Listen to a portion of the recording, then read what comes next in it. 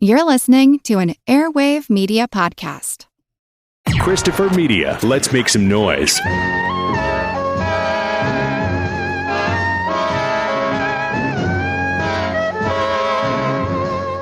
Sam, get the DA's office and get a warrant for Brown's arrest. Take a look at Joe McCloy here. He used to be my boss. Now I'm his. What's the difference between me and him? We breathe the same air, sleep in the same hotel. He used to own it. Now it belongs to me. We eat the same steaks, drink the same bourbon. Look, same manicure, same cufflinks. But there's only one difference. We don't get the same girls. Why? Because women know the difference. They got instinct. First is first and second is nobody. Thought maybe we could go dancing. I've been dancing, Lieutenant. Furthermore, you haven't been around here for 6 months. And furthermore, if you want a date, do what the others do. Call me first. A week in advance. I'm trying to run an impersonal business. Killing is very personal. Once it gets started, it's hard to stop. He was very insistent.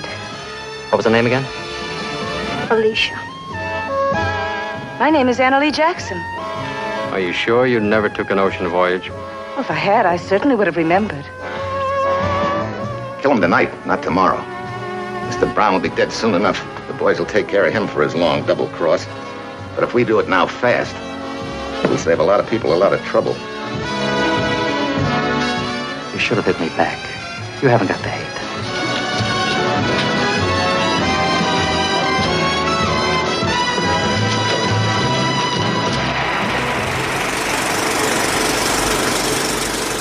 Welcome to the projection booth. I'm your host, Mike White. Joining me once again is Mr. Jedidiah Ayres. First is first, and second is nobody. Also back in the booth is Mr. Brian Hoyle. Good evening.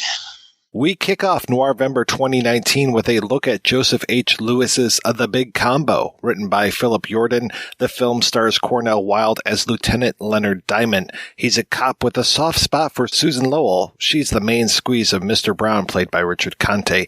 Diamond and Brown play a strange game of cat and mouse as Diamond seems to pursue justice while Brown is a psychopathic thug who thinks he's anything but.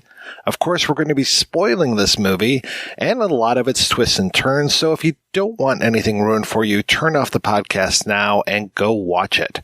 So, Brian, when was the first time you saw The Big Combo, and what did you think? Oh, God, I would have first seen The Big Combo when I was at university and studying American film of the 1950s. Obviously, we watched a lot of film noir. Joseph H. Lewis's name came up a couple of times. I saw Gun Crazy first, loved it, and then checked out The Big Combo, which I'd read was his masterpiece, and I think it still is. And after that, I became very interested in Lewis's work, watching as much as I could, really. And as much as I've liked some of his earlier films, things like My Name is Julia Ross or So Dark the Night. I mean, very interesting B-movies. I keep coming back to this one. I think this really is a spectacular piece of not just noir, but really stylish, classic Hollywood filmmaking. How about you, Jeddah? You know, I'm not really sure. When I first saw it, it was probably about 15 years ago, right around the time my first child was being born. I remember I went to the library and just stocked up on all the old movies I could. I just was so sleep deprived to just watching movies constantly. And I think I probably saw it then, but you know, frankly, it's lost in the haze of I think for years I probably had it and The Big Heat confused. Over the last couple of years, I've revisited a lot of those movies that I first saw then, and they're more distinct in my mind now. But it was probably about 15 years ago, and I probably needed about 15 hours of sleep to make any sense out of anything. That's interesting that you were getting this and The Big Heat confused because, spoiler alert, next week I talk a lot about The Big Heat when we're discussing The Reckless Moment.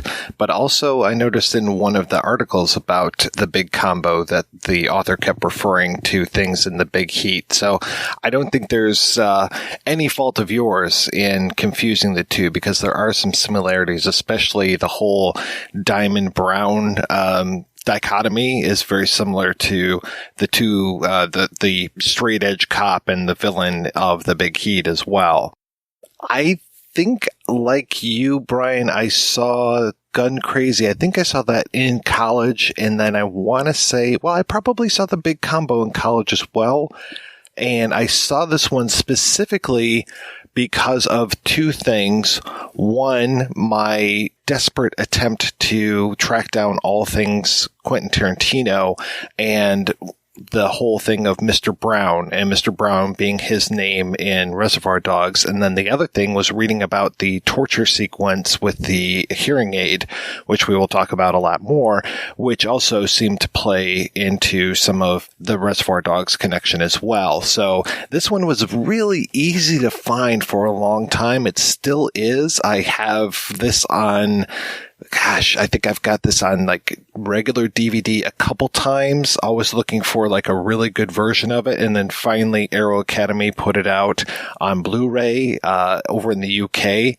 And that transfer is gorgeous. And that has some really great extras on there, including the Czar of Noir doing the commentary for it. That is fantastic. Yeah, I think it went into the public domain for quite a long period, hence the proliferation of kind of slightly ropey copies of it that were easy to see but not very good. Yeah, because right now you can go out on YouTube or archive.org or so many different places and track down a copy of this really easy, but it's not going to look nearly as good as that Arrow Academy transfer, because I was surprised when those titles come up, it almost looked like they were jumping into my living room. The print was so clear. And I gotta say, that opening, man, that jazz combo that is playing, it is swinging, man. This movie is great that it has more of a jazz score than an orchestral score. And that opening with the scenes of the city and the music playing. And I was really surprised to see that this is The Big Combo by Philip Yordan. His name is right there on the title page. That was very surprising to see. As a writer, I'm really happy to see that, of course. But as a writer, I'm also a little chagrined to hear about his reputation for stealing credit and things like that. So, but then as a writer, I'm also very happy for him for that kind of hustle. So I've got very mixed emotions about seeing that up there. Yeah, there's one thing to be a front for blacklisted writers. There's another thing to actually put your name on stuff, try to sell it, and then take the credit when maybe you weren't doing that as a favor to a friend. He's a fascinating fellow from the sound of it. Absolutely, yeah. And we talked a lot about him when we did the episode on The Chase. I think that was either last year or the year before. And The Chase has got another one of those just kind of wild narratives, and especially the whole idea that the chase kind of starts again at the end of the movie. It's one of those that I was absolutely floored when I saw that. And then this movie was kind of the same thing. I really couldn't believe a lot of times what I was seeing, and I was so happy to see this. I can't say that this is one of my favorite films noir, but it definitely has its moments that puts this up near the top for me. I mean, it is, it kind of reminds me of like The Mac, where The Mac has so many good scenes. It's not necessarily the best movies overall, but there are scenes that I will talk about and remember for the rest of my life. Yeah, anything John Alton is shooting is gonna stick there, especially if you're a film noir fan. So many images from The Big Combo specifically that may survive longer than the film itself. Oh, yeah. I mean, you are going to know images from The Big Combo. Even if you haven't seen this film, you're going to know those last few minutes of the movie. You're going to see that image and go, oh, wow, I've seen that before. Or some of these opening images when the Susan Lowell character is introduced and her running down this hallway from this fighting arena. Those shots are just, oh, my God, everything looks so good in this movie. Alton probably is the definitive noir cameraman. And in a lot of ways, I think it's not just Alton that makes this, though. It's Lewis. Lewis has an incredible compositional eye. And I think the combination of the two of them really is what makes this kind of extraordinary. And yeah, I'm not sure. I mean, I don't know how much the script is by Yordan. I don't think, like any Joseph H. Lewis film, I don't think the best thing about this is the writing. This is a film that you're going to take away scenes from, certainly, but yes, images from, and ideas, quirky ideas that other filmmakers wouldn't have done, like the Brian Donlevy's death scene, where the sound just cuts and the whole thing's just illuminated by the flash of a Tommy gun muzzle. I mean, that's incredible. Not normal, you know. It's the same kind of Joseph H. Lewis quirk that you get at the end of Terror in a Texas Town, his last feature film, where Sterling Hayden has a showdown in the street. You know, it's like the end of High Noon, except Sterling Hayden doesn't have a gun; he has a harpoon. You get those moments in Lewis films, and you don't find them in a lot of other Hollywood films of the period. He was very much the kind of iconoclast, I think. This movie has definitely made me want to see more Joseph H. Lewis stuff, because especially watching some of those extras and seeing that image from Terror in a Texas Town, I had never seen that before. And seeing Sterling Hayden there with that harpoon, I was like, oh my God, I have to see this movie now. This looks amazing. It's very good. Yeah. It's one I saw in the last few weeks, just getting ready for this. It was definitely one of my favorite of the Lewis films I saw. And I gotta say, I watched a lot of his early westerns and the East Side Kids kind of serial, or not serials, but I don't know what you call those hour-long films that he did with the recurring cast of characters. And they were very, I don't know, there wasn't a lot about him that I thought was worth talking about, but he really seemed to kind of come to a head here with nearer the end of his career, from what I saw. Are those Bowery Boy movies? East Side Kids, anyway. I don't know if Bowery Boys, I think, is a slightly different group, but similar. It's sort of pre-Bowery Boys, but maybe post Dead End Kids. It's kind of in the middle.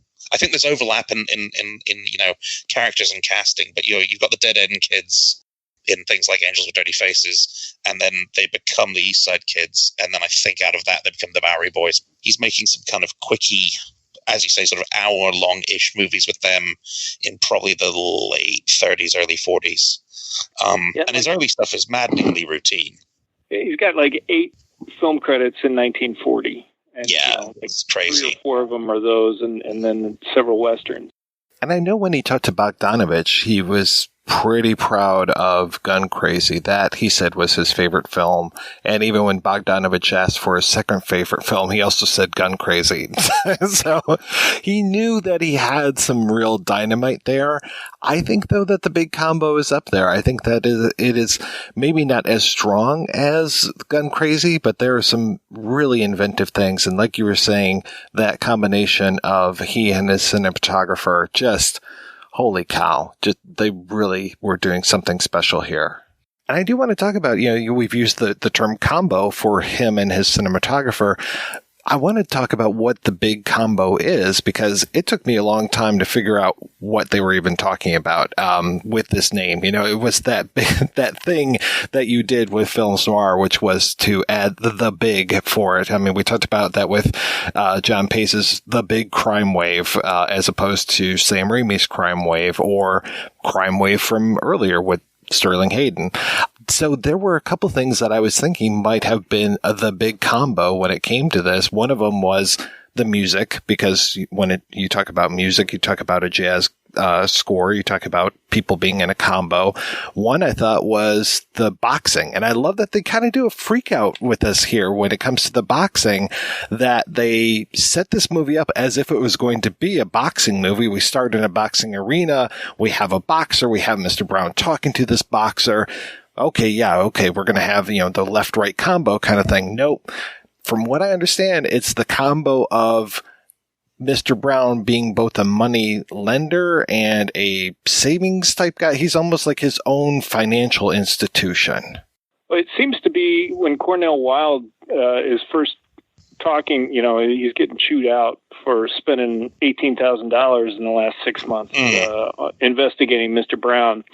He calls Mr. Brown's organized crime. He basically refers to organized crime as the combination. The combination's getting bigger and bigger all the time, and so I took it to be his referring to organized crime, which I think is really interesting. I've never heard it referred to as the combination any other time, but before it was referred to commonly in films as the mob or the mafia, it was the racket a couple of times, and the syndicate, the outfit, and I don't know if there are any other examples of it being called the combination, but that seemed to be what Cornel Wilde is calling it. That's definitely, I'd echo that. I mean, it's never said in the film, and to be honest, I'm glad. I always get suspicious when films titles are directly spoken in a film, but I've always seen it as being kind of, the big syndicate, but they went for something a little bit shorter and catchier, and it really just means the mob outfit that Richard Conte's character runs in the film. As a title, I do think it works in all the ways Mike was saying, that with the strong jazz stuff, and the boxing motif, Richard Conte talking about always pitting himself against other men. That speech he gives about you gotta hate him, you gotta go in there and hate him until you see red, and that's what the girls will come tumbling after. The whole Cornel Wilde thing too, when he's talking to his boss, he starts talking about, we got to find the treasurer and all this. And I'm thinking, again, this is going to be a whole different movie. Like, we've set up the boxing thing. We set up the treasurer thing. I keep thinking of the Untouchables, where they're trying to find the money man. And I'm just like, it's going to be this kind of movie. And then he is also talking about this Susan Lowell character, and his boss is like, you're in love with her. And so I'm thinking, again, this is a different movie. And then eventually we find out, no, he's never even met her before. Somehow he is infatuated with her from afar. He's almost like a stalker character when it comes to Susan Lowell. And I'm not exactly sure why he's so obsessed with her, other than that she is the property of Mr. Brown. And he seems more obsessed with Brown than he does with anything else. I was too. I was very puzzled about that. I thought maybe when we get to know Lowell, she's so kind of doped up a lot and out of it. For a while, I thought maybe she'd just forgotten him. They used to know each other, and she'd been, several years of heavy drug and alcohol use, and had forgotten him. But no, it appears that they'd never met before. And I do think his obsession with her is probably more his obsession with Brown, directed in another way, which seems to be some kind of a theme throughout the movie. Brown, spoiler, he's had another woman before, he had a wife, and now he's, because of his obsession with her and her not being impressed with him, that's why he climbed the ladder of the organization in the first place, and took the place at the top, and now he's got this woman. And then you got the Mingo and Fanti stuff, which I'm sure we'll get into. But there seem to be these weird diversions of probably sexual interests coming from other sorts of competition. And I think Lowell kind of feels that way about him too. She says she loves him in one scene, and then in the same scene says she hates him. Weird sort of diversions, bouncing off, going different crazy directions with affection and sexual obsession.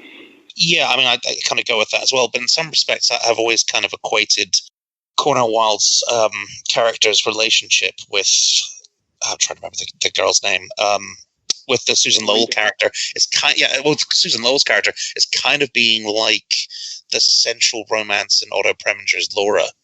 Because for the first half of that film, Dane Andrews has never met Laura, and he still becomes kind of obsessed with her, even thinks she's dead.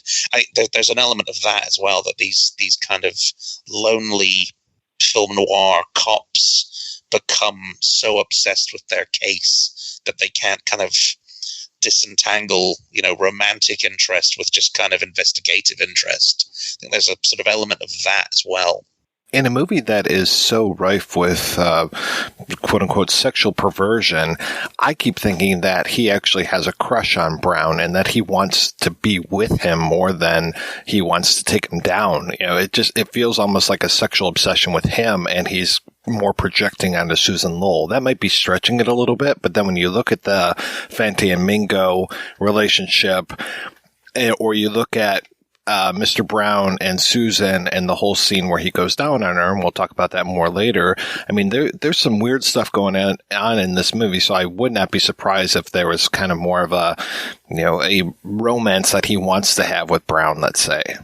Yeah, I think there's definitely room for that. And I think, is it possible that there were several different versions of this script, and I understand it was kind of a cheap budget. Was, they just not real clear about dotting the I's and crossing all the T's, and was there some weird overlap? I mean, I know Yordan was supposed to be really good as a script fixer and things like that, but when Diamond is talking about his obsession with taking down Brown, the hypothetical he gives is that you let him open these gambling joints, and he says 4 high school kids are going to go in and get in hock to this bookie, and they're going to get desperate and get a gun and go do a robbery, and something's going to go wrong. They're going to kill a gas station attendant, and then I'll have 4 kids on trial for first-degree murder. And that's actually the plot, the explicit plot of another Yordan script that came just a couple of years later, 4 Boys and a Gun, came in 1957, just a couple of years after this. So I wonder how many bits from how many different scripts are bouncing around in here, and are some of these things we're hung up on, are they just kind of inconsistent, belong to different versions? Yeah, I mean, that's very possibly true.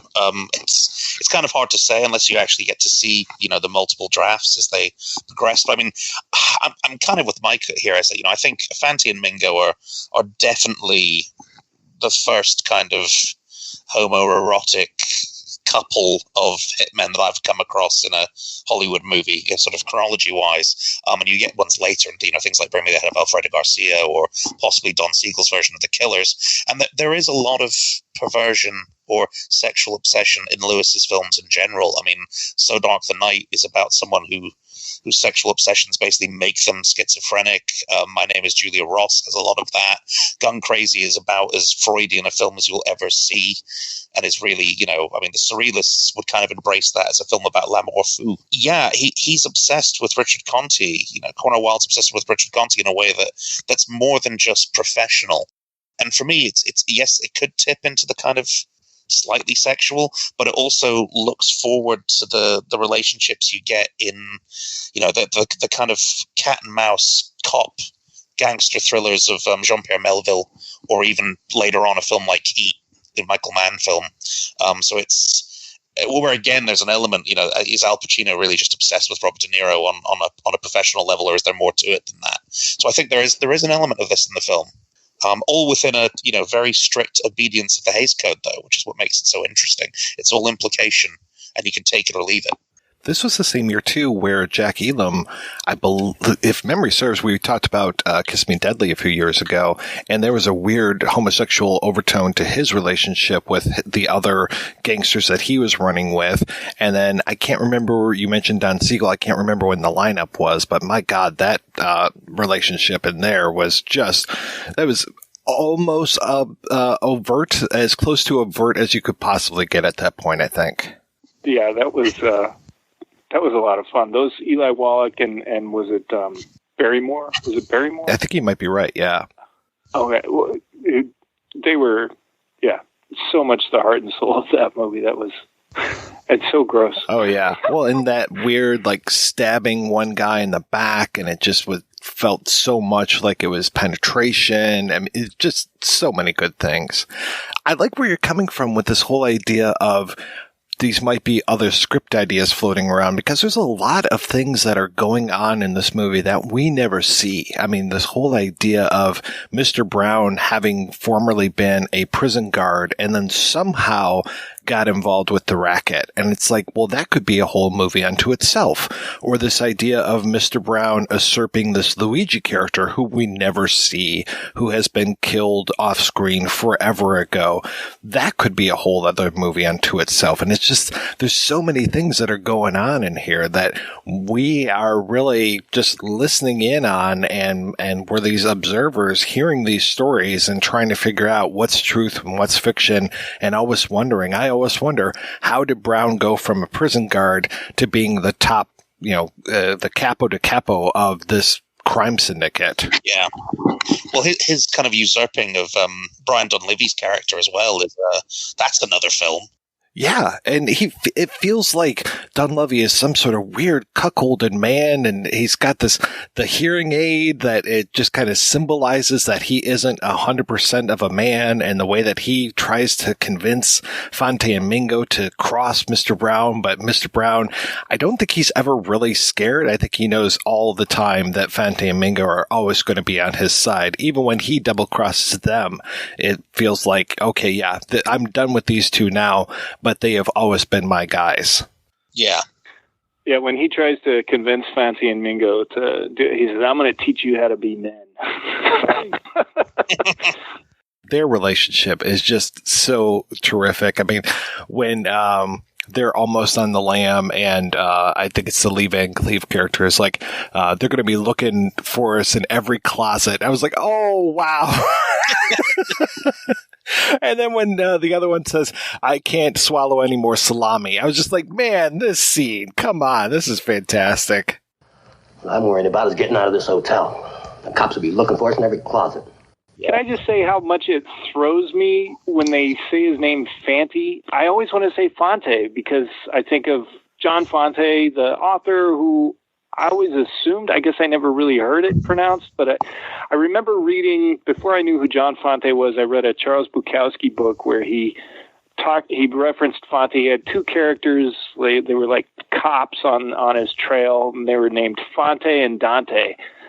And I thought that was great. So I always assumed that they rhymed, Fonte and Dante, but now I heard Fanty, I heard Fanty, I heard Fanny, and then I saw how it was spelled. I said, really? Is that how it's pronounced? I kept hearing Fanny the whole time. Yeah, I kept hearing Fanny as well. And for you, that's got more meaning than it does for me. It certainly does. It certainly does, yeah. A fanny refers to a very intimate area of a female. That could be intentional for, as we've talked about the character and his relationship to...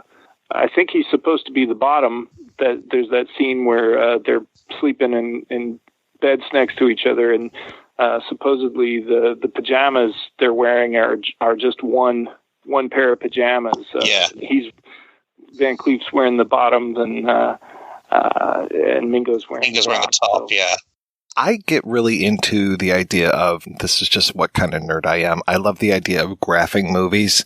So I always picture this movie as having Susan Lowell at the center, having Brown and Diamond on either side. And then each one of them seem to have, a woman who might be from the past. So we've got Rita on Diamond's side. We've got Alicia on Brown's side. We've got two men, Fanty and Mingo, on Brown's side. We've got Sam Hill, who's played by Jay Adler, and then Captain Peterson, who's the Robert Middleton character. And then you could even, if you want to extend it out too, we've got Bettini on one side being found by Diamond, and then Niels Dreyer on the other side, who he's looking for. And it's just like this whole, I don't know, like I said, that's the kind of nerd I am, where I really like to have this comparison of all these different characters and just having these relationships in the way that they mirror one another. So we've been talking about the script having its kind of interesting, unexplored alleyways. There is quite a lot of symmetry to it. I think if you look at the films that Lewis makes, generally speaking, you're not saying that the screenplays are their best attributes, but this, next to Gun Crazy, is the best script he ever worked with. I think that's a pretty fair assumption. I mean, you look at the scripts of the other films, they're pretty ropey.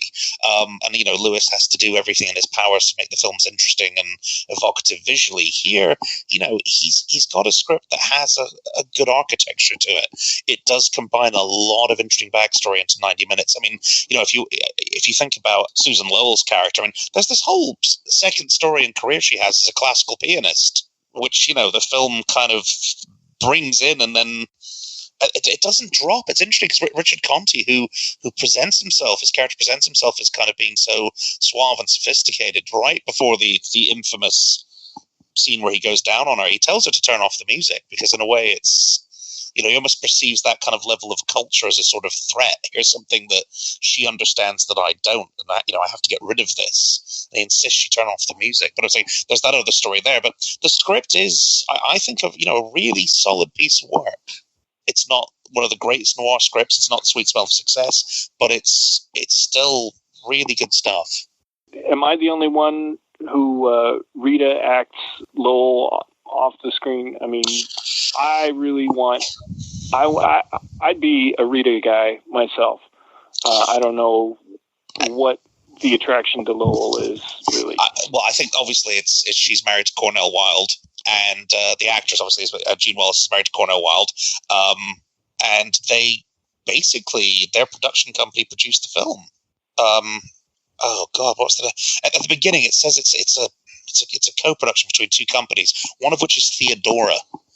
And Theodora Films is basically Cornel Wilde and Gene Wallace's company, and this was their first independent production. So, in a way, it's it's the producer's wife, so she gets top billing. But I don't disagree with you. I actually think that the actress playing Rita, Helene Stanton, yeah, she is probably the stronger actress. I would definitely agree with that. You're not wrong there. And of course, there's that film noir dichotomy between the kind of the cool blonde and the more kind of affectionate dark-haired girl. But yes, she's not the strongest link in the cast. But I think the character is more appealing too. True. That's all. They're both kind of fallen women, which is maybe different for usually. When you got a blonde and a brunette, you got the good girl and the experience, but they're both kind of fallen women in this in the film psychology. One maybe started higher. Lowell was a concert pianist and all that. She had some high culture, but now she's a lush and a junkie and likes oral sex. Whereas Rita, she was as far as we know, always a burlesque dancer, born doing it, but quite comfortable with it and owns it. And anyway, there's not that sort of separation between them that you often get, and I just think the Rita character is a lot more appealing. Well, I don't want to be too catty, but Gene Wallace's hair in this movie, that is not doing her any favors. She needs to do something with it because she's got this beautiful head of blonde hair and it just looks so limp and greasy throughout so much of this that it's sometimes, and again, being catty, it's almost difficult to look at her because I'm just like, girl, you need a makeover. I wonder how much of that is Alton because he's got her lit, in that first shot where Fanny and Mingo catch up to her, the shadow, they're standing in this pool of light, the three of them, and there's so much dark shadow, and the shadow is perfectly matched to the hemline or the bust line on her dress, and her dress is so black, and the shadow is so black, and she's got that white hair and that white skin and that black dress, and it.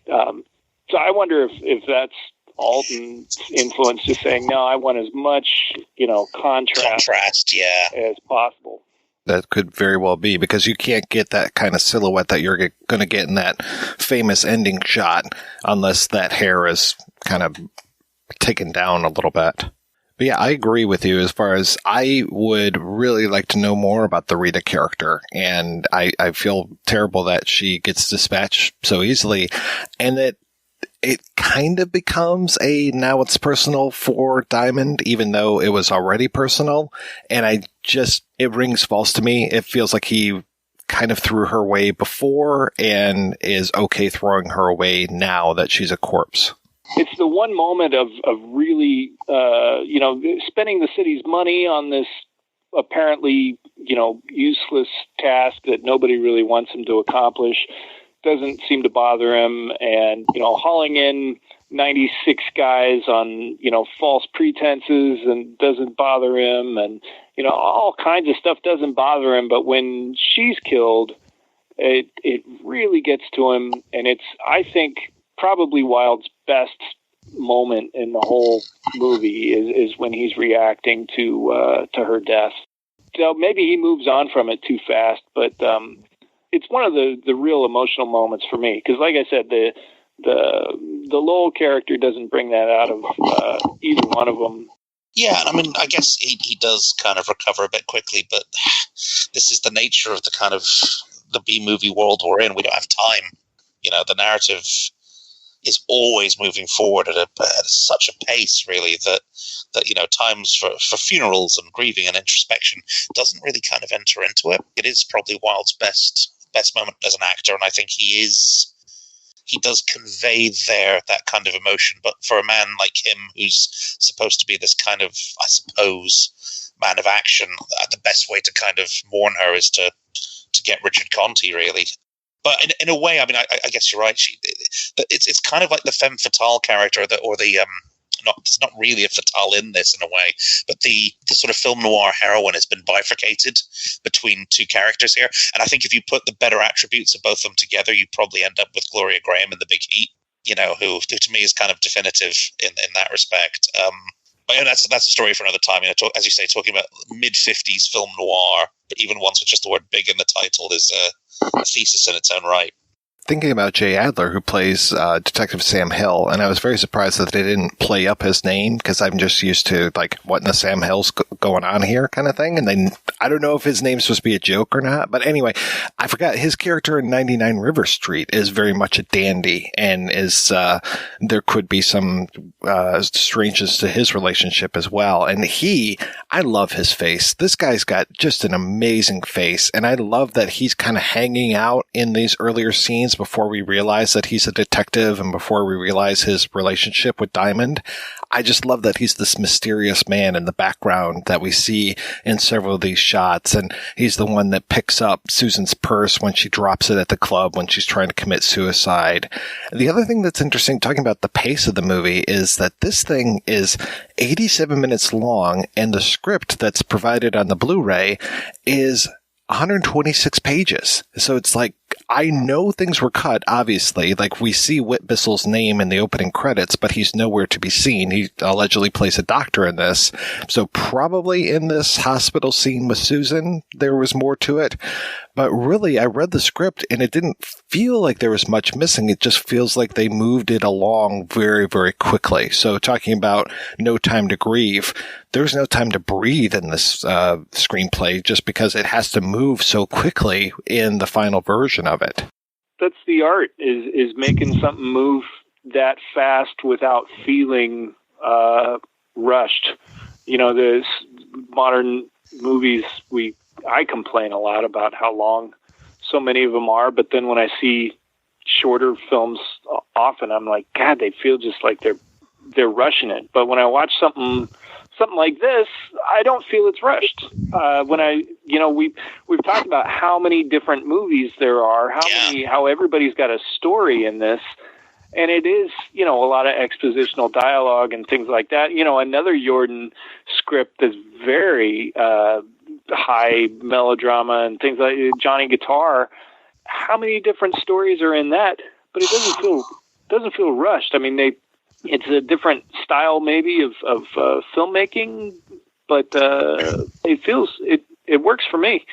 I think it has a lot to do with Lewis as well as a director, is that the key word for me when you're thinking about Lewis is style. I mean, some people say it's style over substance. I don't quite agree, but it's style. And he has this incredibly economical style. He's, in his own way, you could compare him to someone like Robert Bresson, this kind of idea that he never shows you anything that isn't absolutely necessary, and he just gets you the information that you need from that scene hits the right beats, the right, emotional beats or plot beats, and then moves you on to the next one. And the next scene is the next scene that's absolutely necessary. Anything that's fat is cut out. When you watch the first scene with Cornel Wilde, so after the boxing scene, after the sort of, foot chase at the beginning, Cornel Wilde's in his office and Captain Peterson comes to see him. And you would expect, Captain Peterson comes in, Cornel Wilde's back is to the camera. You'd expect Peterson to come in, sit down, and then the editor to cut to a reverse angle where you look over Captain Peterson's shoulders at Cornel Wilde playing Lieutenant Diamond. It never happens because Lewis never shot the reverse angle. He shoots the whole thing from that side of the room. The first time you see Cornel Wilde's face is when he turns around in his swivel chair to pour himself a cup of coffee, and Lewis basically shoots it. I think it's about 3 takes. The close-ups are of things like tape recorders or of objects. There's one close-up of Cornel Wilde, very quick one. They're of objects, not people. Right? The amount of coverage he shoots is really spare. Everything he does is just pared to the bone, and that goes for the storytelling as well. And it moves at such pace. It's incredible to watch, actually, as you say, especially in the context of modern films that feel overlong and overstuffed. This had tons in it, but it's short and well stuffed. I wonder if that technique that he does employ throughout this film of the long takes, the scenes in long takes, I wonder if that keeps it from feeling rushed somehow. And I don't remember if it was on the commentary for this or if it was in a documentary about John Alton, but Lewis did say that Alton, provided so much advice. Maybe he was being friendly when he said advice, or maybe maybe Alton suggestions. Maybe Alton really kind of took control of this, but Alton. They talked about how fast he worked. He would light a whole scene with a single source of light. Yeah. He'd just throw a lamp on the ground or something, and boom, it's lit. But because he would light it that way, and because it looked so fantastic, he basically controlled the blocking and things like that. And so, it was very orchestrated for these long single takes. And I wonder how much that helps it not feel rushed. I think that's certainly part of it, but I'll have to leap to Lewis's defense here. I think he finally found in Alton a cameraman who was fast enough for his way of shooting, who could also make it look as good as Lewis's films, kind of cinematography-wise, as good as they always should have. But in terms of things like the blocking and doing things in long takes, that's there from the beginning with Lewis because it was cheap. If you could rehearse a scene 4, 5, 6 times, get the audience the actors to know their lines, know their blocking, and then film it all in one, you could get rid of 2-3 pages of dialogue in 3 or 4 minutes of shooting time and then be on to the next scene. So if you watch something like So Dark the Night, which he makes in the mid-40s, the first dialogue scene in that film has the pattern of a shot reverse shot. The camera keeps looking over one actor's shoulder while he's talking to another, except the shoulder of whose shoulder we're looking over keeps changing and where the cameras keeps changing, but it's all done in one take. He blocks the actors to create a shot reverse shot pattern, does it all in one shot, and then moves on. So I think that was always part of his vocabulary. There's a climax in a courtroom in a film he did called Secrets of a Co-ed. That's maybe a 3-4 minute single take. It's something that he did rely on in the past. When you get to the big combo, though, what's amazing is almost the entire film is composed of those long takes. The one in Gun Crazy, of course, where they rob the bank from inside the car. That's a classic 3-minute single take as well. So, but I think here, you've got a cinematographer who's willing to go with the director going, if you want to cover this in one, I can do that. And we can do this very fast. And it will look great. For me, the weakest parts of this whole movie are when they deviate from those long takes. I'm particularly thinking of the scene with John Hoyt as Neil Schreier. There are so many long takes in that sequence of them having this conversation, digging out the information, Diamond doing the proper investigation, and then after Diamond leaves, Hoyt goes over to this bureau that's there and takes out a gun. And there's this really just sloppy insert shot of him taking out the gun. And it's like, what are you doing? And apparently that was at the insistence of the studio. And it's like, oh, come on, guys. This is terrible, because they break up this beautiful long take with this really just, it's not even well shot, this insert, because I couldn't even figure out what he was trying to get when he pulled open this drawer. And I was like, I could have gotten that otherwise. I could have gotten that in the long take, please. You didn't need to break that and give me this just horsey insert shot. Yeah, maybe that's where the all the extra pages of the script disappeared. Yeah. maybe it was like a 20-minute scene. I trimmed it. I mean, even in the scene, we've mentioned a few times the scene of Mr. Brown going down on Susan. The way that is shot is gorgeous as well. And they do this thing where she's closer to the camera, he's farther away, and they're having a conversation with each other. He's looking at her, she's looking off screen. So it's this whole idea of being detached. And I love that. And there's so many of those moments in this movie. And then that also sets us up for the close-up of her face as he disappears out of the frame. And it's just, again, economical, fast, gives us so much information, and isn't obtuse. Move the actors, move the camera, don't cut. It gives the scene an incredible kind of dynamic.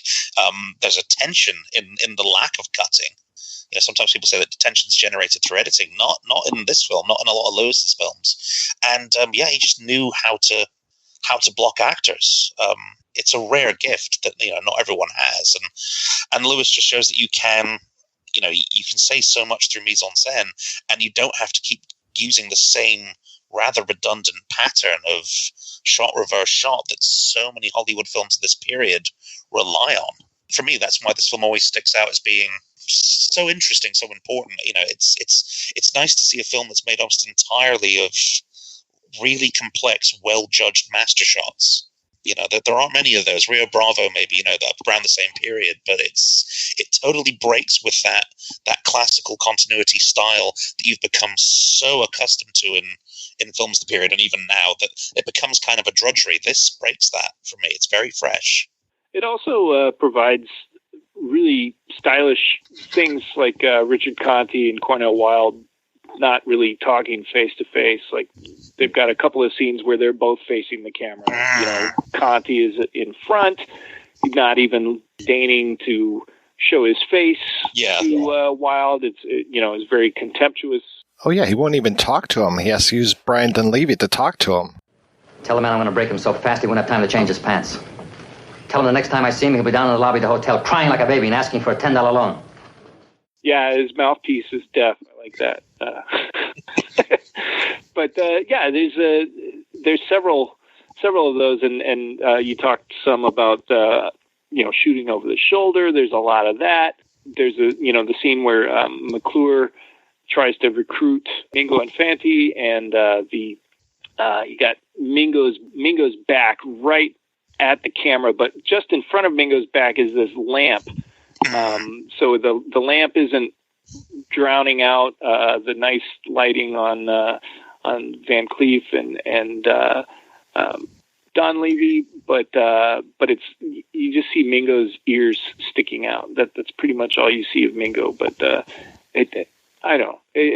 over the shoulder stuff and both actors facing the camera, nice touch. We talk so much about the past in this, and I love that it's not only the past that ends up undoing Mr. Brown, but it's also the subconscious, that it is Susan muttering the word Alicia after she's taken too many pills and is being rushed to the hospital, and it is also Brown doing his own undoing when they give him a lie detector test and start doing word association, and he shouts out the name Bettini when they say spaghetti.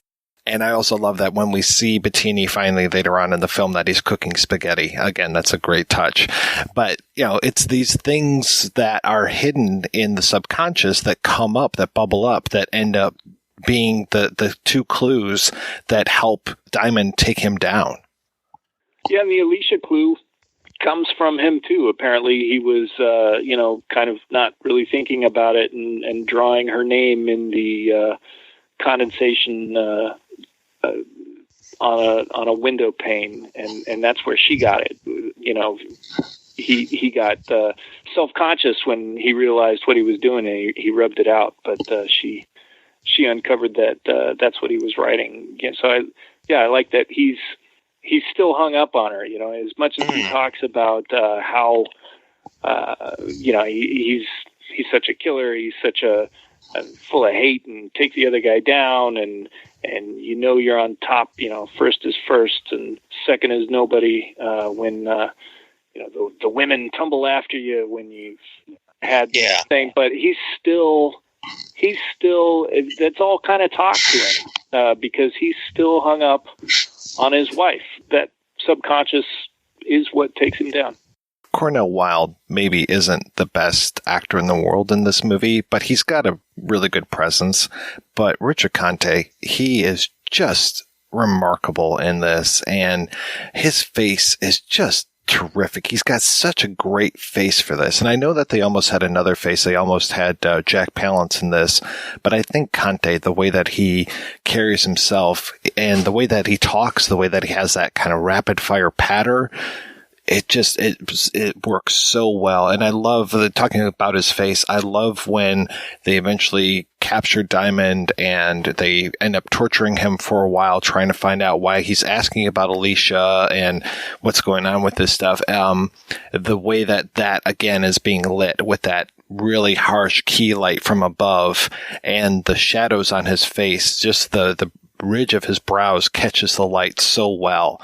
And yeah, like I said, that scene was what brought me to this movie, and that scene never disappoints. And again, I like it's this whole idea of taking the hearing aid from Dunleavy and using it as a torture device on Diamond. Such a smart idea, and it brings in that jazz score so well. It's just using jazz as a torture device. I mean, that was me in college right there. Mingo, who's obviously aficionado, says to Richard Conte, goes, "Just wait a minute. The kid on the drums goes really crazy in a minute." Yeah, he knows the piece. Yeah, Brian, you brought up something I hadn't thought about when you were talking about Mr. Brown maybe feeling threatened by Lowell's cultured. He says turn off the classical music, but he turns up the jazz. The big combo gets a boost from him. So. Yeah, I hadn't thought about that. I thought that was a good insight. Yeah, the hearing aid torch thing's brilliant, and as they point out, it's like, well, what can the police do? There's not a mark on you, and telling Dunleavy, that's the problem. You never learn technique. Yeah, because he ends up slapping him, and Brown is like, no, let me teach you how it's done. This took me down a rabbit hole of looking up what's the guy's name, Shorty. Shorty Rogers, I think it is, the guy that does the jazz stuff. I ended up looking at so many of his albums, Shorty Rogers and his Giants, trying to find this exact song. So far, no dice, but hopefully by the time this thing drops, we'll end it off with a flourish. And then, to take that same hearing aid and use it for one of the most striking death scenes. And we've seen people die so many different ways in these movies, but talk about stylish. I just love this death. It's brilliant. And again, it's however many people had a hand in the script or how much Yordan did, it's good, dramatic foreshadowing. When he says to Dunleavy during the torture scene, he's taking the hearing aid away, and Dunleavy, tries to protect the hearing aid, obviously. And he goes, "Joe, I'm just going to borrow it." And then the next time it's much more permanent. It's a wonderful sequence, but just to cut the soundtrack so completely, he doesn't just shoot Dunleavy's death with a subjective camera. He shoots it subjectively with the soundtrack as well. So we see what Dunleavy sees at the last moment, and we hear what he hears, which is nothing. And you just have darkness illuminated by these incredible muzzle flashes. It's beautiful. I'm not sure how many films that's influenced, but you look at things like Takeshi Kitano's Sonatine, where the final shootout is just entirely with muzzle flashes, or the end of when Paul Newman's killed in Road to Perdition. The way that Conrad Hall shoots that. A lot of films have played around with that notion, but none of them have gone as far as to do this other brilliant thing, which is kill the noise. It's great, and as you say, it's just really inventive. This is a film, even if it's not the greatest noir ever made, but I think it is up there, has so many incredible moments that are just not quite like other films.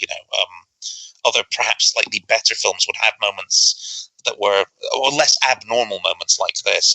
It's really interesting to me, and it's kind of indicative of a period where noir in particular is just getting a little bit more experimental than the mainstream of American cinema. Is this the same year as Kiss Me Deadly? It is 55, right? So, Kiss Me Deadly with the credits rolling the wrong way. Things are just getting a little bit strange. And Night of the Hunter's the same year, 1955. There's something in the air, and noir seems to, really be at the vanguard of interesting Hollywood filmmaking. And they're just full of these strange moments that you're not going to see anywhere else. Do you think that was because they were low budget often? Do you think it's just artists having to be creative?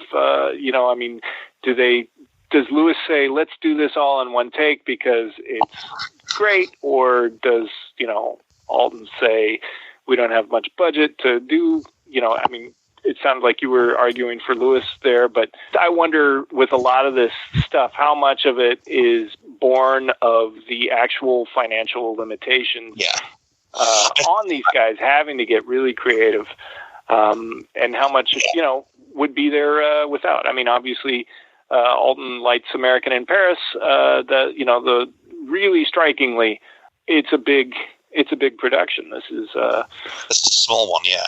I think I would never take anything away from John Alden. I think that the point I was making really is just that Lewis had been down this road before of we have to shoot this fast.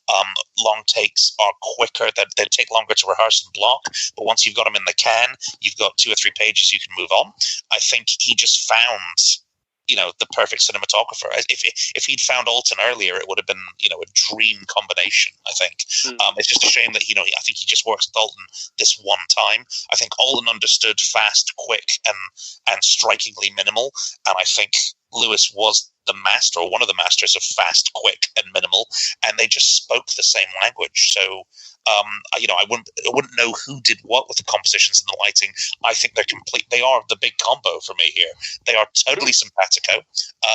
And it's just, it's the same thing that happens when Stanley Cortez works with Charles Lawton on Night of the Hunter, or Cortez works with Sam Fuller on, Naked Kiss and Shot Quarter. Sometimes you just get a filmmaker who finds a cinematographer who's just crazy enough to follow them down the rabbit hole.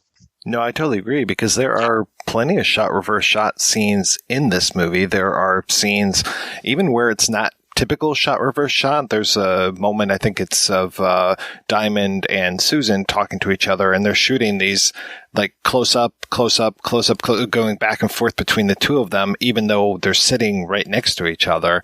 That might be for acting purposes. I'm not exactly sure, but it's okay. Yeah, we're doing reverse shot. The torture sequence is full of quick cutting and lots of close-ups of Diamond as he's experiencing this and trying to hide the pain.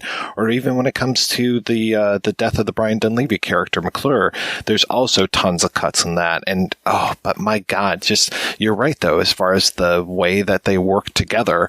And there are things where you're like, okay, I'm not exactly sure why you're doing that, but it's so effective. Like, we see Fonte and Mingo with their machine guns in several shots, but then when the death shots actually come, their heads are completely cut off, and it's just those crotch level machine guns going off at Dunleavy, and it's just, oh my goodness, it's so nice. So it could be somebody else holding those guns, but I doubt it. I really think it's the actors doing it. Shooting stuff with as little light as possible. Alton says it, his tremendous book, Painting with Light, he says that for him, the most beautiful photography is black and white and in a low key. It doesn't get much more black and white in a low key than just lit by muzzle flash. Well, in that scene, too, where there's a light that seems to be going around, I'm guessing it's from a lighthouse, and it just comes in occasionally. It seems to be on the rhythm, but again, you're keeping with the rhythm of the cutting as well. It doesn't seem like it's out of step with anything else. I want to talk a few minutes about the Alicia character. You mentioned Shock Corridor and just this whole this whole snake pit that they find her in, and she's just, the whole thing of her trying to take care of these flowers and stuff, and she's so gentle with that caterpillar that she finds. I mean, there's just so many amazing touches, and that this actress is only in here for a few moments, but she leaves such an impression. It's kind of like every other character actor that they have in this movie. Like, I keep going back to John Hoyt, but the John Hoyt scene just sings for me. But when they get Helen Walker in here as Alicia, just, man, she steals the scenes that she's in. Yeah, she's great. I mean, the scene with them outside by the kind of the bushes is just wonderful. And again, might be one take again. I'd have to go back and remind myself it is, but no, it's a beautifully played out scene, and again, this is something that Lewis was really lucky with this time. He struggled for years working in B movies, and he didn't always have the best actors. He had a few people he worked with, like Nedrick Young, who were very, very good actually, and would be in kind of countless Lewis films. But a lot of them, he had kind of B-list scripts and B-list casts. But this time round, while no one in this is a megastar, everyone just makes the most of whether it's their 5 minutes or their 2 minutes or their 80 minutes. And everyone is just so well written in terms of the backstory. And I think if you have a character who's got all the story, you may not be able to talk about it, but you feel as an actor more supported. There's more that you can bring out. And I think it's very much the case with Helen Walker here, that, you only see her once, but the whole plot, a lot of the plot hedges on her. When we finally meet Alicia, it's a big deal, and she doesn't disappoint. No, I was very taken by that performance. But as you say, the John Hoyt is great, and Jay Adler's great. Everyone kind of gives it their all on this. One thing that stood out to me this last time, and only the last time that I saw it, is that Diamond's apartment is right across the street from the burlesque house where Rita works. She comes over on her break. When she's killed, it's after she's killed, and the cops are standing in the hallway of Diamond's apartment. You can see the burlesque sign right outside. So it's like he really didn't go far to find her. Well, he was fair enough. Just needed somebody, I guess. But I didn't know what all to make of that. But it just struck me. She's like right across the street. I wish it had worked out for them. I mean, it could just be also just good low budget filmmaking. Is there a neon light? Yeah. Yeah, you've got a neon light. You've bothered to pay for a neon light. You may as well use the same neon light. I'm saying it's the kind of thing that Lewis would do. But you're right. It's a lovely on a character level that you're right. He didn't stray far to find himself a Rita, but he found a good one. Lewis's films were full of these kind of corner cutting exercises. When you have so little money, if you've paid for a neon sign, you're damn well going to use it as much as is humanly possible. I mean, this is a guy who he made a film with Bela Lugosi in the early-ish, what he's called Invisible Ghost, and they clearly have zero money. So whenever Lugosi turns and goes kind of psychotic, they just literally drop the lighting behind him and up the lighting on his face, and it's kind of like someone's just shining a torch underneath their face in the dark, and then so that the lighting just becomes temporarily unreal. And it's an incredibly effective zero-budget way of doing things. But you watch his other films, there's a bit in So Dark the Night where they clearly don't have a set. So they're trying to magnify the amount of set they don't have by catching a reflection in a window to make it look like there's double the set. And reflection clearly isn't very good. So you see a shot of this woman looking through a window and you don't really see much reflection. And then you see the guy she's looking at in a car, and then it cuts back to her. And if you look really carefully behind her, her room has kind of disappeared, but you don't notice it at first. And what they've done is they've stuck up a black blanket behind her to increase the reflection. And you don't notice because the way he's framed it. But just to make the most of a tiny budget where they've got one street, he's just come up with this really clever little shorthand. And I think, in a way, that neon light could be that as well. It's like, well, we paid for this damn thing. Now let's stick it in the back of the shot and let's let John Alton use it. Well, he does use it really great, the burlesque sign, because it's when Fanti and Mingo come to kill Diamond.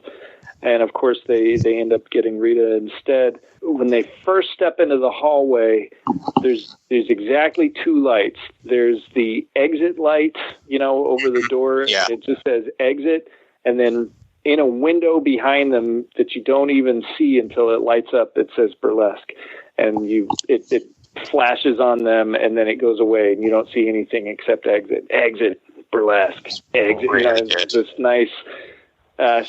You're going to kill the burlesque dancer, aren't they? But it's a beautiful. It's one of my favorite compositions in the whole film.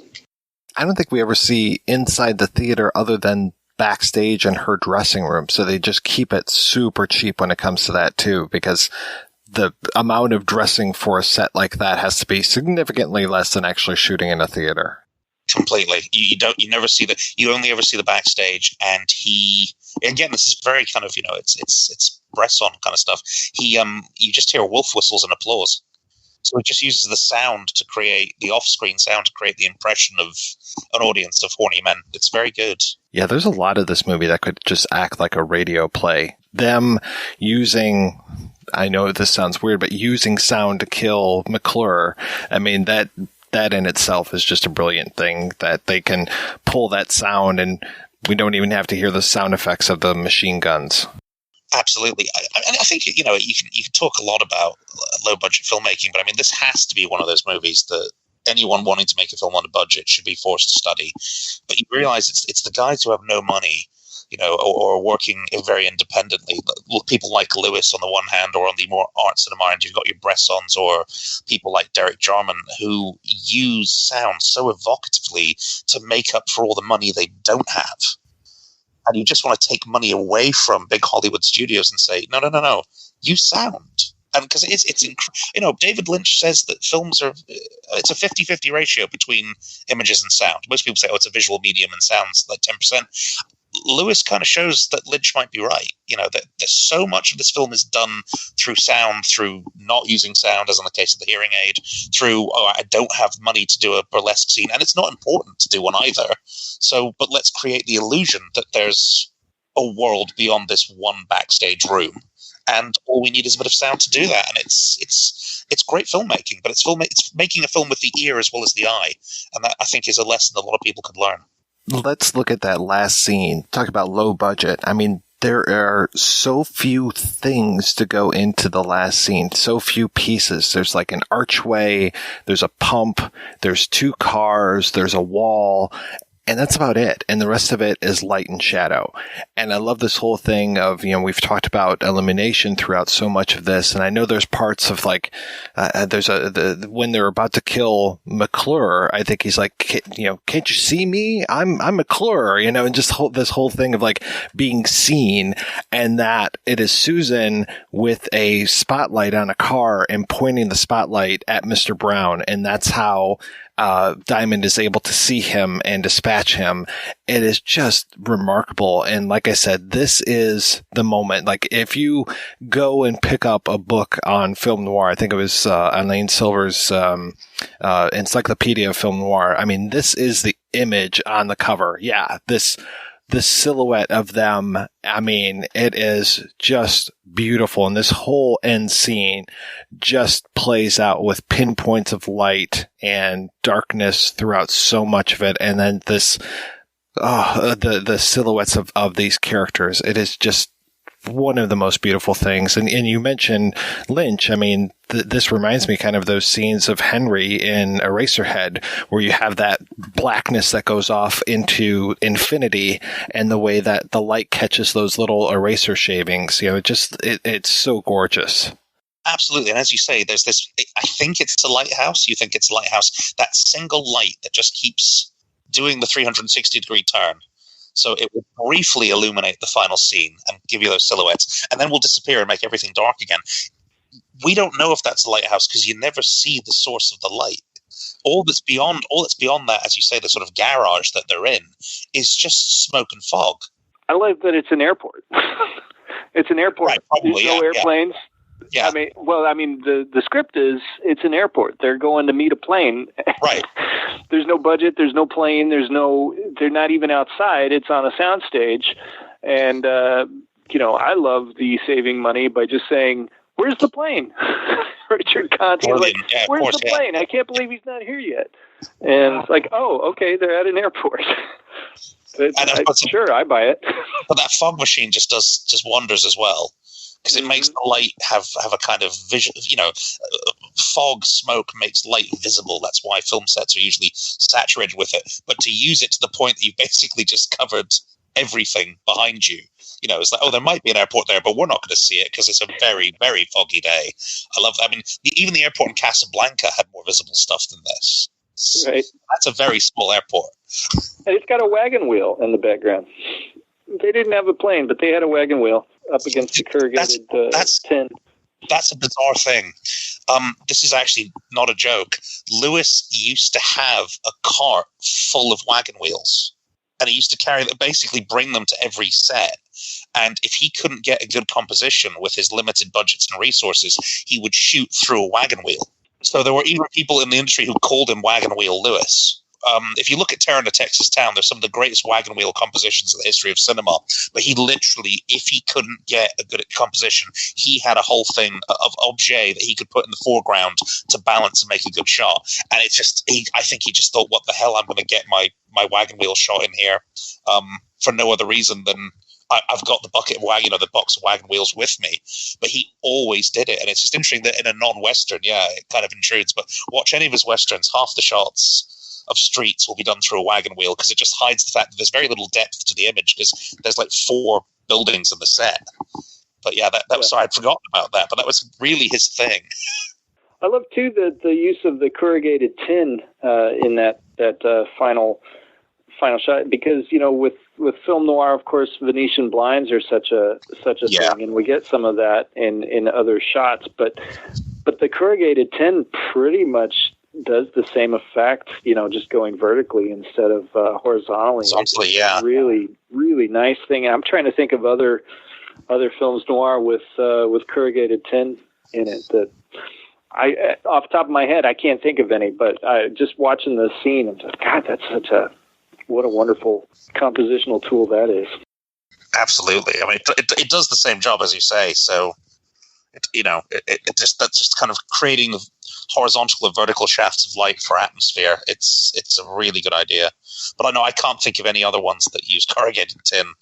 It reminds me of, I think they borrowed it for the end of L.A. Confidential, when he's that shot where he's stepping out of the gunfight at the motel, and the cops are showing up, and he's holding up his badge over the Dudley's body. It's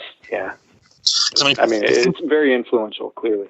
You think of the other great kind of film noir endings of this period. I mean, I suppose in its way, the ending of The Big Heat, where, Gloria Graham dies, but, Glenn Ford manages to take down Lee Marvin, etc. That's kind of the most redemptive.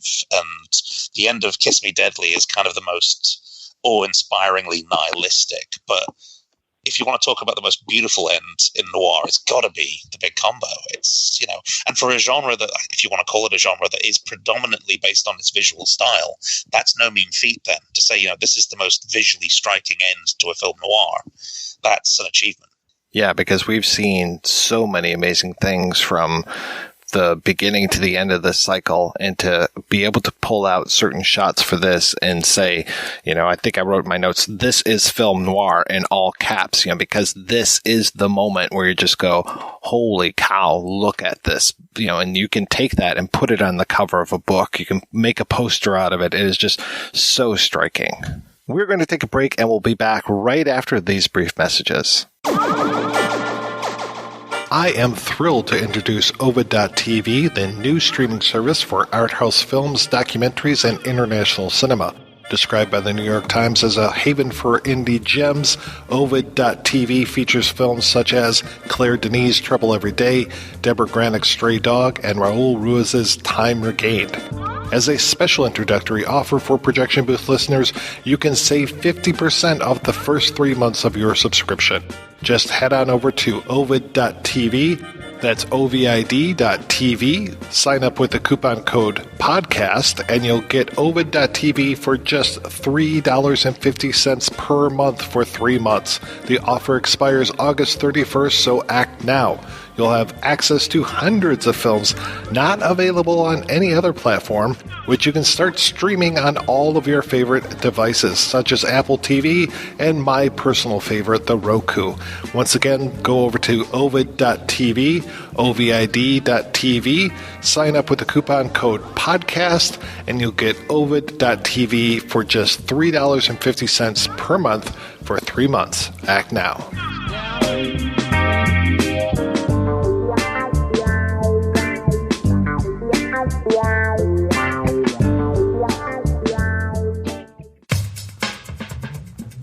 Let me ask you a question. Are you getting enough? I bet you'd love more, right?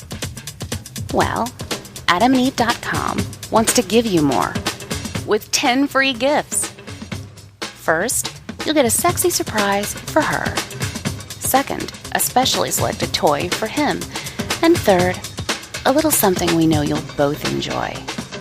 Plus, you'll get 6 full-length adult movies on DVD. And number 10, free shipping on your entire order. So what do you have to do to get your 10 free gifts? It's not hard. Just go to AdamandEve.com and select any one item.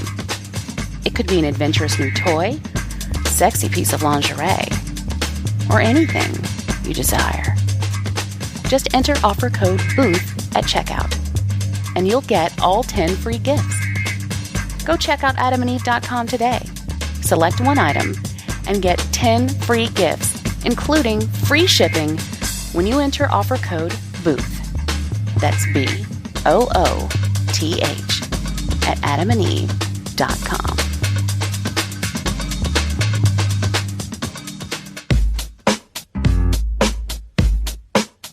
It's not easy having a good time, and it's not cheap either. Every week, the Projection Booth brings you a new show, possibly even 2, focusing on all genres of cinema.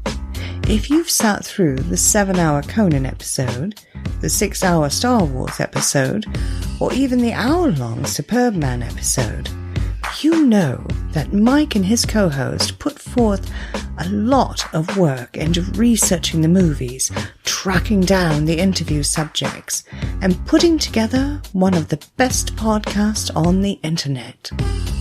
Now I'm asking you if you can repay all that hard work by giving back to the Projection Booth. The show has a Patreon fundraiser at Patreon. That's patreon.com/Projection Booth. You can donate as little as $1 a month. That's $12 a year. At least 50 great shows and 2 terrible ones. That's the price of 2 matinee tickets. Now isn't the Projection Booth worth it? Once again, that's patreon.com/Projection Booth. Donate today. It's the right thing to do.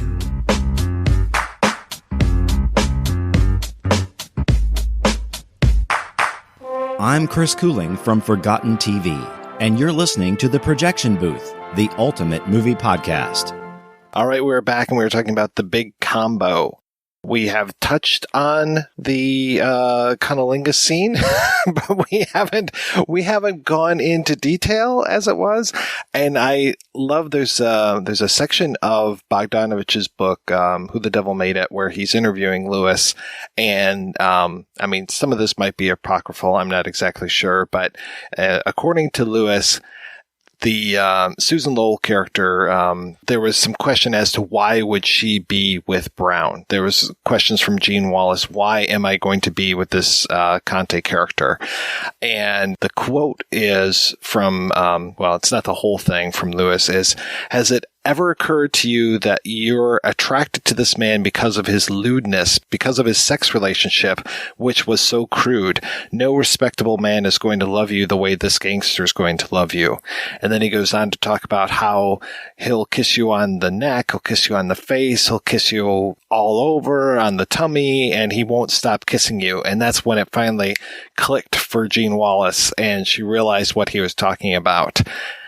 And yeah, that's kind of interesting that our main character, or our main female character, is sticking with this gangster because he can please her like nobody else can. It certainly gives a motivation to the character, because I mean, otherwise, if this very infamous scene was not in the movie, I think you would have to ask the same question that she was asking. Why is she still with him? You know, I mean, Gene Wallace didn't quite understand, and Lewis kind of explained it in these quite crude terms. If you didn't see that scene as a member of the audience, you would be asking yourself, actually, apart from the fact that she's hopped up on pills, etc., what does she see in this guy? I mean, he's this kind of horrifying misogynist who belittles her and doesn't let her listen to the music that she wants to, and keeps, you know, has Fanny and Mingo tailing her all the time. You know, that you would get out of this relationship if you possibly could as quickly as you can. You know, she's tried to kill herself, but yeah, there's this dark sexual desire in her, and only Richard Conte seems to be able to satisfy it. And of course, what makes it even more interesting is that this is all happening while her husband, Cornel Wilde, is producing the film. Yeah, that's the part where I think Eddie Muller is just like, well, I'm not really sure if Cornel Wilde wouldn't have known what was going on with this scene. I don't necessarily buy it. And I'm just like, okay, yeah, I'm not sure if Wilde actually blew up when he saw it later on or not. I imagine that he knew what was happening when it came to this. Yeah, it could be publicity too. I mean, you know, stir up some interest in people to, Cornel Wilde hated what happened. That's a clickbait headline. Hated you by won't believe what happened next. I mean, I guess it depends which account you read, and obviously you always have to take these things with a pinch of salt, because a lot of the great Hollywood stories are apocryphal. But apparently the censors were also confused by this, because they said, well, you know, you can't show this scene, it's oral sex. It's clearly oral sex, and you know, this is absolutely verboten. And apparently Lewis appeased the censors and Cornel Wilde the same way by saying, no, it can't be oral sex. He's behind her. So is he tossing her salad then? You can take this as far as you want to go, really. But it's like, I mean, basically, he could be ribbing her. It's hard to say. But the censors were apparently appeased by the fact that, oh, yeah, I suppose you couldn't really perform oral sex on her if she was facing away from him. I mean, one way or the other, this would have come up to question. I mean, you know, the people at the Breen office would have looked at this and said, I'm really sorry, this is pretty risque, salacious stuff. So I can't see it just passing without comment. So someone had to appease them. So possibly the Lewis story saying it can't be oral sex, he's behind her, is true. It's very interesting if it is. But regardless, this is pretty much the most forward, blunt depiction of oral sex that I can think of in a major Hollywood film that's still made under the Hays Code. It's taboo breaking, if nothing else. We know that Richard Conte is proud of his technique as he chastises Don Levy for not having any. Yeah, and you know, absolutely, and it's a film where sex is clearly part of the world. I mean, you know, you have. You have the Rita character, and you know, they're talking about a party for two. What else is that about? But at the very, very beginning of the film, Captain Peterson is offered a 10-cent cigar, and he says, I'm off cigars and brandy. My doctor has basically stopped me from having everything that's fun, or just about. And it's that very important, well, just about. It's like, well, what else is fun that your doctor wouldn't mind you having? It's like, we're clearly entering an adult world where sex is a thing. You know, you have Fante and Mingo and their relationship. You've got, you know, Richard Conte going down on his girlfriend. You've got the police lieutenant with his kind of, you know, stripper girlfriend. You've got the captain talking about how he can have sex, but he can't smoke or drink anymore. This is an adult world, and they managed to play it really well within the limits of what Hollywood censorship would have been at the time. You can look at it now, and it doesn't seem coy. And it's not you know, like some of those Otto Preminger films of the 1950s where things like The Moon is Blue, where the word virgin was supposed to be so shocking, and now it just looks quaint. This still just seems adult and above board, but actually looks really ahead of its time in places, particularly with the oral sex, you know, gay couple elements of it. So, you know, I think that holds up brilliantly. Why do you waste your time with a cop? Could get me a nice rich hoodlum. You should be able to recommend one with your connections. What is there about a hoodlum that appeals to certain women? hoodlums, detectives. Woman doesn't care how a man makes his living, only how he makes love. There is a really good book that if folks are more interested in this movie, I highly recommend. It is The Films of Joseph H. Lewis, edited by Gary D. Rhodes. And there's a really nice essay on this movie in there that doesn't necessarily get as head up their ass as I like to get, but it covers a lot of good stuff. And you'll be happy to know, Brian, that there is a wagon wheel right on the cover of the book. I am actually also in that book. My chapter is the one on So Dark the Night.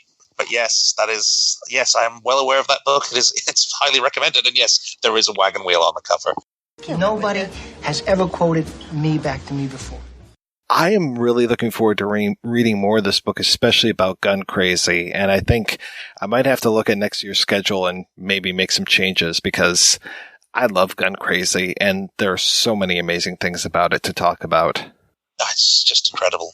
Absolutely. And best thing that John Dahl ever did, and Peggy Cummings is fantastic. And it's kind of nice that Lewis is having a little bit of a resurgence, but they're focusing on the right films. I think there's some early stuff which I said is maddeningly routine, and you can sift through it, and you will find some great compositions and some interesting long takes. But that's kind of about it. Whereas when you get to things like So Dark the Night, My Name is Julia Ross, and then onwards, films like Retreat Hell really needs to be looked at again, I think, his war movie with Nedrick Young, Terror in a Texas Town, Gun Crazy, Big Combo. Those are really, really interesting B movies. I mean, like top-notch B movies. And it's so nice that, people like Arrow Academy have done pristine Blu-rays of them. Because I enjoyed the Holiday brand, too. I mean, good. It was a pretty intense, emotionally intense, I thought, for one of those. So many of those Westerns kind of slid off my shoulders, but... Yeah. I mean, like, My Name is Julia Ross, which is a really, it's an interesting little thriller, but Arthur Penn remade that as Dead of Winter. So, I mean, it's a film that people can look back on with great interest. But again, it shows the thing about Lewis is he was clearly always a non-conformist filmmaker. I mean, his last film, Terror in a Texas Town, is basically made by a bunch of people, Sterling Hayden, Nedrick Young, etc., who are basically about to get blacklisted. So they make a film saying, well, we're not going to be able to work in this industry for much longer. Let's make a film that's personal to us. It's very much like their High Noon. It has that kind of subtext to it. And he agrees to join them knowing that it's going to probably end his career. And he never makes another film, but then just immediately transfers himself to television, where he works pretty much to the end of his life. But, he was not one to play by the rules, and he was certainly not one who enjoyed censorship. I mean, there's a great bit in My Name is Julia Ross where you have to show what a guy who's basically a psychotic killer did to the last woman he kidnapped. And you can't obviously show graphic, detailed murder in a Hollywood movie. So he gets out his flick knife and he's talking to his aunt, I believe it is. And he just goes into this frenzy and grabs a pillow, a very expensive pillow off a sofa. And with the flick knife, he just starts serrating it and gutting it.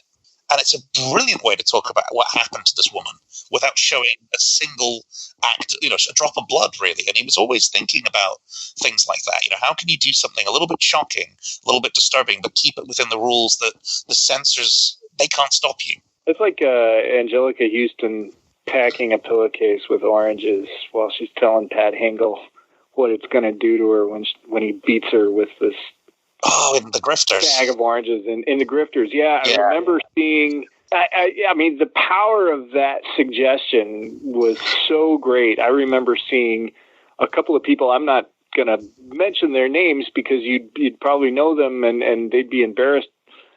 But I saw them speaking one time about the most gruesome scenes in film noir, and they were talking about that. Oh, yeah, I mean, it was very spur of the moment. What do you think's the most graphic violence or something? I mean, and they talked about how horrifying the scene where Angelica Houston gets beat with a pillowcase full of oranges in The Grifters. And I was like, no, there's none of that. It's just her telling what's going to happen as she's packing those oranges in there. And there's no on-screen violence. And in fact, there's no violence. The character doesn't get it at all. But yeah, it's very powerful, and yeah, I'd forgotten about that scene in Julia Ross. The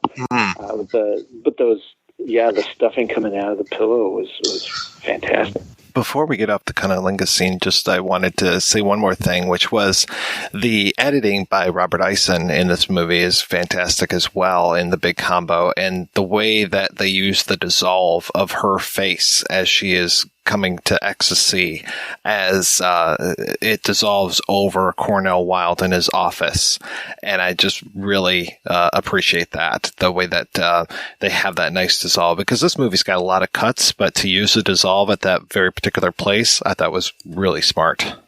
And they're trying to stretch that out as much as they can. Just obscure it slightly. And it does actually, the dissolve into Cornel Wilde's office does actually also kind of give you more context for this very strange love triangle that's forming.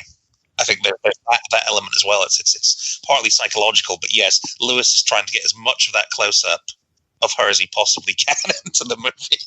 Yeah, that's probably her most effective acting in that part, I think. Yeah, I agree. I completely agree.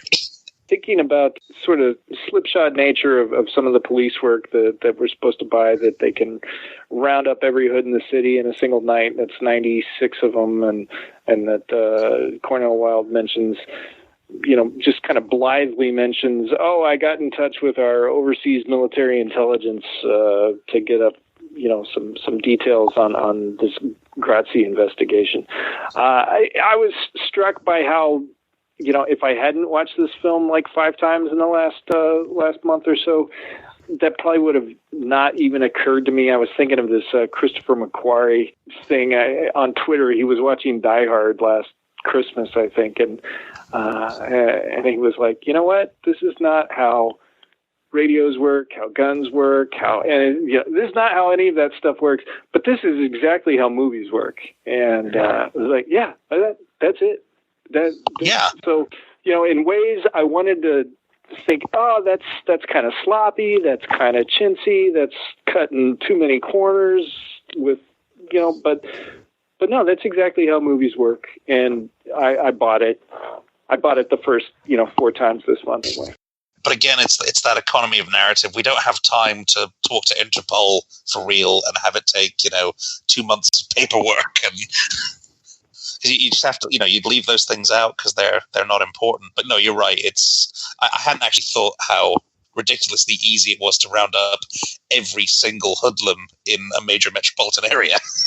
96 of them, and pack them into the 93rd precinct. Yeah. Lockup, And using the footage from He Walked by Night, which John Alton also shot. Absolutely. That whole thing, we have 96 of the criminals, we're only missing 1. And it's like, really?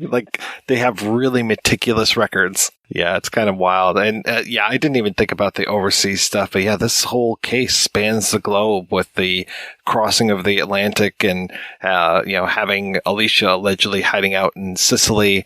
And really, I'm glad that you brought this up, because some of the things that they do trying to find where Alicia is, there are moments in this where I was almost reminded of Manhunter, where it was like, oh, you're going to look at this picture, and just the forensics of the case are really interesting here in 1955. Yeah, it's almost like they got the magic police force, the way modern movies have the magic, computer hacker or something like that. Exactly. It comes in and just solves monumentally complex problems in a sense. Enhance. We're almost there. Oh, one more. Oh, it's beautiful. It's perfect. Close up of this. No pixelization at all. Exactly. This picture of a sign from 500 feet away. Yeah, it's amazing. All right, we're going to take another break, and we're going to play a preview for next week's show. Mrs. Harper, there's no harm. She can get along very nicely without you. You're not the kind of person I want Bea to see. I hope you're not judging by my temporary surroundings, Mrs. Harper. My apartment... I know the kind of man you are, Mr. Darby. I've gone to the trouble to find out. She said I had a promise never to see you again. That you weren't interested in me at all. All you wanted was money. Take a look. A little excitement. Ex-art dealer murdered in Balboa. Well, what do you know? A murder. Right over on the other side of the highway. And a murder right here in Balboa. Some character by the name of Darby. These are letters which your daughter wrote to the late Ted Darby. The price is $5,000 cash. Ted, darling, I just wasn't alive until I met you. But you came like a fresh wind blowing through my stuffy room. I don't know, Ted, if I can make up my mind to do what you asked yesterday. I'm afraid I'll have to ask you to leave. Would you like me to call the police? I wouldn't do that if I were you, Mrs. Harriman. That's right. We'll be back next week with a look at The Reckless Moment. Till then, I want to thank this week's co-hosts, Jedidiah and Brian. So, Jedidiah, what is happening with you, sir? Nothing at all. You can follow me on Twitter. If anything happens, I'll let you know there. You're also good at selling your own stuff. You're like Lloyd Kaufman, just always selling, pitching, riffing about stuff, can never keep you quiet about all the, the things that you've done. Yeah, if you bought my book last time you heard me on the projection booth, go buy it again. There's only the one that's still available. So. Christmas is coming up, and people need stocking stuffers. Peckerwood is a perfect stocking stuffer. Yeah, for somebody you really are angry with. And Brian, what's going on in your world, sir? Usual stuff, back very much in the trenches of teaching, trying to catch up on some articles I should have written over the summer.